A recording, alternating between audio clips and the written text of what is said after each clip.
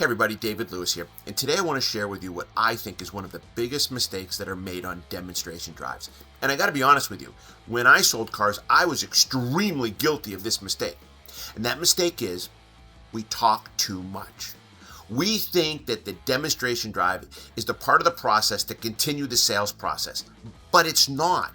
The purpose of the demonstration drive is to create the ultimate level of mental ownership. It's for the customer to absorb what they're experiencing in the vehicle, to fall in love with it, not to be prodded with questions that they know are geared for them to say yes, yes, yes. Like, doesn't it handle well? How's the turn? Isn't the visibility great? They don't want to hear these things. So here's my advice. When you're on the demonstration drive, say nothing. Let the customers control the dialogue. It will be impossible for there to be dead silence for a period of time. So the customer will ask questions. They might ask questions about the car. They might ask questions about the price. They might ask questions personally of you. But let them control the dialogue. This is the time to stop the sales pitch. There'll be plenty of time to do that later.